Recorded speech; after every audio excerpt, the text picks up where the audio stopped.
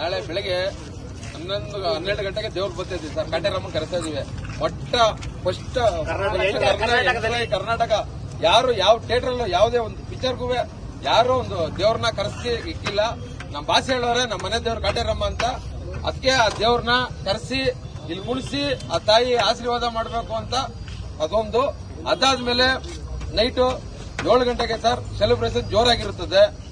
ಅದಾದ್ಮೇಲೆ ಪ್ರತಿ ಶೋಗೂ ಅನ್ನದಾನ ಇರ್ತದೆ ಸರ್. ರಾತ್ರಿ ಗುರುವಾರ ರಾತ್ರಿ 9 ಗಂಟೆಗೆ ಸ್ಟಾರ್ಟ್ ಆದ್ರೆ ಶುಕ್ರವಾರ ರಾತ್ರಿ 10 ಗಂಟೆ ಗಂಟನೂ ಫುಲ್ ಅನ್ನದಾನ ಇದ್ದೇ ಇರುತ್ತೆ ಸರ್.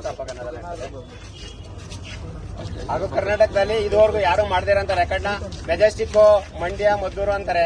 ಅಲ್ಲ, ಚಾನ್ಸ್ ಇಲ್ಲ. ಸಿದ್ದೇಶ್ವರ ಚಿತ್ರಮಂದಿರದಲ್ಲಿ ಇದುವರೆಗೂ ನಾನು ನೋಡ್ದಂಗೆ, ನಾನು ಸುಮಾರು ಒಂದು 20 ವರ್ಷದ ಸಿದ್ದೇಶ್ವರದಲ್ಲಿ ಚಿತ್ರಮಂದಿರದಲ್ಲಿ ನೋಡ್ತಿದ್ದೆ. ಅದು ಬಾಸ್ ಪಿಕ್ಚರ್ನ ಜಯನಗರ ಅಧ್ಯಕ್ಷರು ಕುಮಾರ್ ಅಂತ ಇರ್ತಾರೆ. ಅವರ ಅಧ್ಯಕ್ಷತೆಯಲ್ಲಿ ಆಲ್ಮೋಸ್ಟ್ ನಾನು 20 ವರ್ಷದಿಂದ ನೋಡ್ಕೊಂಡ್ ಬಂದಿನಿ. ಸಿದ್ದೇಶ್ವರ ಮೆಜೆಸ್ಟಿಕ್ ನರ್ತಕಿ ಸಂತೋಷ್ ಅಂತ ಹೇಳ್ತಾರೆ. ಚಾನ್ಸೇ ಇಲ್ಲ. ನಾನ್ ನೋಡ್ದಂಗೆ ಸಿದ್ದೇಶ್ವರ ಚಿತ್ರಮಂದಿರದಲ್ಲಿ ಇದುವರೆಗೂ ಬಾಸ್ ಪಿಕ್ಚರ್ ಅಂದ್ರೆ ಮೇನ್ ಥಿಯೇಟರ್ ತರ ಮಾಡಿರೋದಂದ್ರೆ ಸಿದ್ದೇಶ್ವರ ಚಿತ್ರದಲ್ಲಿ.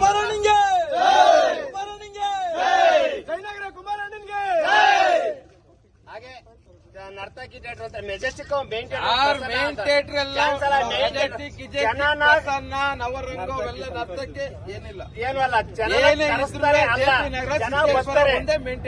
ಜನನ ಕರೆಸ್ತಾರೆ. ಅಲ್ಲ, ಚಾನ್ಸ್ ಇಲ್ಲ. ಬರ್ತಾರೆ. 30 ಸೋಲಿ ನಮ್ಮಲ್ಲಿ ಬಿಡ್ದಾನೆ ಫುಲ್ ಆಗಿದೆ. ಯಾವ್ದಾರ ಪಿಕ್ಚರ್ ತೋರಿಸ್ಬಿಡ್ರಿ ಬಿಡ್ತಾನೆ. ಅದು ಬಾಸ್ ಮೇಲಿರೋ ಅಭಿಮಾನ, ಬಾಸ್ ಮೇಲಿರೋ ಪ್ರೀತಿ ವಿಶ್ವಾಸ.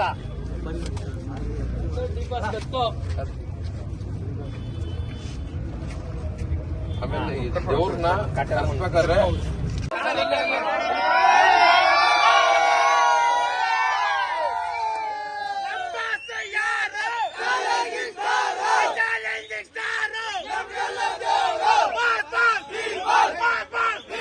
ಕರ್ನಾಟಕದ ಮೊಟ್ಟ ಮೊದಲ ಸೂಪರ್ ಸ್ಟಾರ್ಗೆ ಪ್ರಿಯ ದರ್ಶನ್ ಮಹಾರಾಜ್ಗೆ ಸಂಭಾಷ ಯಾರು ಚಾಲೆಂಜಿಂಗ್ ಸ್ಟಾರ್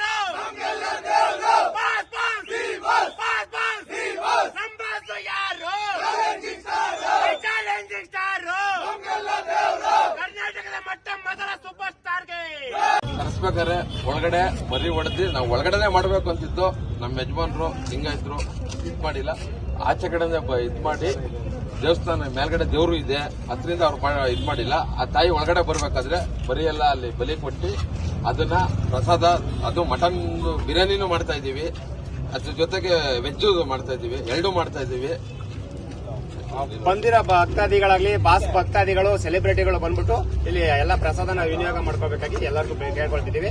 ಹಾಗೆ ಜೈ ಡಿ ಬಾಸ್.